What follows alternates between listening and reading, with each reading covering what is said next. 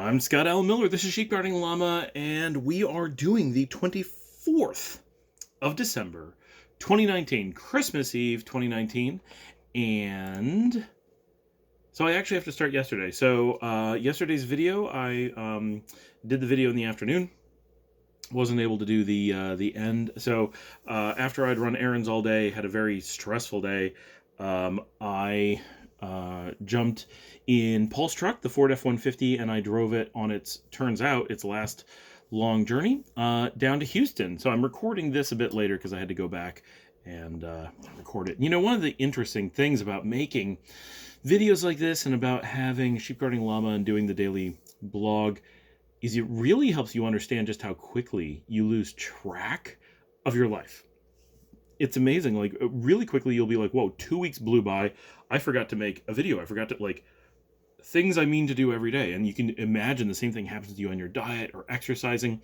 You just, oops, I didn't get into the habit of doing it every day. And now 2 weeks is gone. I don't know. When did I do it last? Must have been 3 days ago. No, 2 weeks, 3 weeks. It's been longer than you think. And in attempting to go back and always keep this up to date as much as I can, it really highlights just how quickly you will forget things that happened just a few days ago. At the time, you'll be like, there's no way I'm forgetting this. This is so obvious. This is such a big deal. This is my life. I lived it. I'm going to remember this in a week. You won't. Like, what show you watched? Yeah, if someone says, hey, did you watch Smokey and the Bandit last week? I did. I remember watching that. But if you say, what did you watch last week? You'd be like, I can't remember. I can't remember what I watched. I can't remember what I ate. I can't remember where I went, who I hung out with. This stuff all vanishes. It's amazing how rapidly we forget that stuff. And until you go to do something like this, nothing else in my life triggers attempting to remember with so much detail. And so nothing else really makes you think about the fact that if you're not careful, you can't think about that detail. That time, all those events are just lost. I mean, obviously, they're good at the time that they happened, and there's no reason to have to record everything. And as people say, like, live your moment, put the camera away. But there's also a certain amount of, you don't want to lose a whole bunch of your life and be like, where was I? Right? And nobody know where you were, basically. So this evening after rush hour, so about 7, 8 o'clock, I got into the Ford F-150.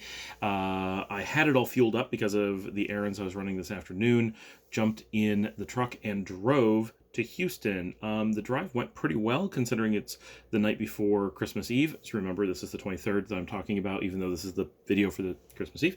And I stopped at Carl's Jr. and tried out their brand new, so they've had the Beyond Burger, the Beyond Famous Star, which I absolutely love.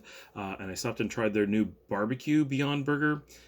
It doesn't do it. I don't know. Sorry, Carl's Jr. I love the Beyond Famous, but the Beyond Barbecue, whatever, the barbecue sauce or the onion rings or whatever combination, it just doesn't do it for me. It doesn't work. So go back to Beyond Famous Star. I was really hopeful. Dominica had told me that she had found it, and I was like, this is going to be great. I love barbecue burgers.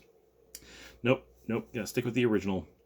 So I was unhappy that that's what I got, but filled me up. I don't think I actually had a chance to eat all day until that. So that was like a big deal that I got a chance to eat it all. And then went on and had a pretty good drive down, uneventful, and traffic wasn't too bad. Everyone had gone to bed by the time I got in. I just pulled in the driveway, unloaded, house was open, moved in. As has been for the last while, Dominica and I had an air mattress by the windows in the craft room. All the kids are sleeping in the upstairs living room. Paul has Garrett's room. So when I got there, luckily Mia did not wake up. She didn't see me until morning, so there was no loud dog shenanigans going on. Dominica was kind of still awake, but Liesel and Luciana were awake, so I got to see them because I haven't seen them in almost a week. And so I got to see them before going to bed, and then I just crashed, right? And so the 24th, Christmas Eve, I got to sleep in a little bit, tried to work today, really got basically nothing done. Discovered first thing this morning that the Wi-Fi does not work at the house, which actually Madeline had reported several weeks ago. They didn't do anything about, so the wireless just doesn't work. Like, you can connect sometimes, but it drops every few minutes, so it's completely useless. I had to put my laptop onto my 4G on my phone, and it was way faster than even when I was working, let alone when it was dropped. So something really funky is going on, and they just went up to the highest speed they can get on, I think it's Comcast Xfinity, I'm pretty sure. And even with, with that, they're like, but we're paying for the fastest thing. It's not as fast as the phone. And it's been that way for quite some time, apparently. So I don't know what's going on there, but they haven't been looking into it. So that makes it really tough. I'm not able to work.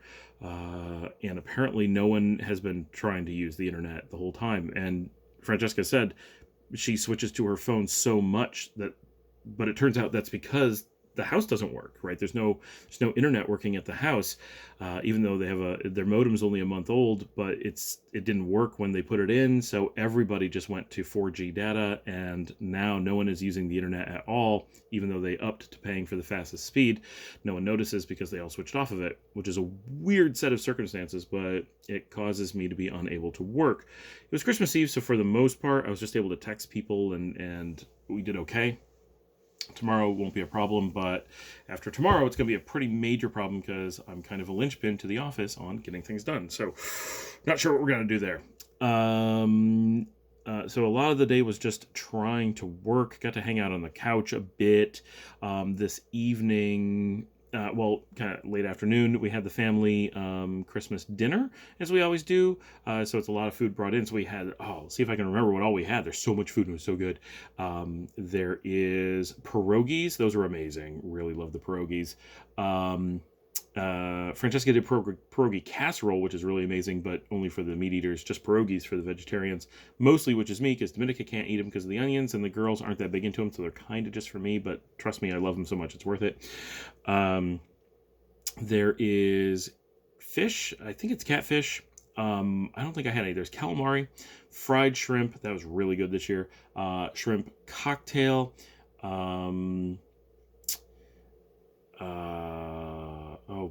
I can't even remember what all there was, but I did really well at barely having any cookies or dessert this year. I did have a cannolo tonight because real canolos brought down from Utica. I'm not going to skip those, but that was it. One cannolo, un cannolo, and otherwise managed to not go overboard and eat like normally happens at Christmas, because normally there's cookies everywhere and I feel badly and I feel that I have to eat them, especially because some of them are only made because I'm the only one who likes them, and then it's like, well, I've got to eat them, right? Because they're kind of just for me. So that went well. After that, we did manage to watch White Christmas every year. It used to be, before we had kids and before we went to Houston, it was easy. We would always manage to get White Christmas in, and that's when Christmas was happening, and that is Dominica and my movie. And the last few years have been so hectic, and we're apart for weeks leading up to Christmas, and so busy because we're going to be apart leading up to that. It's really hard to see, and we've missed it a couple of years, and every year it starts to be like, oh my gosh, are we going to even have time to do it?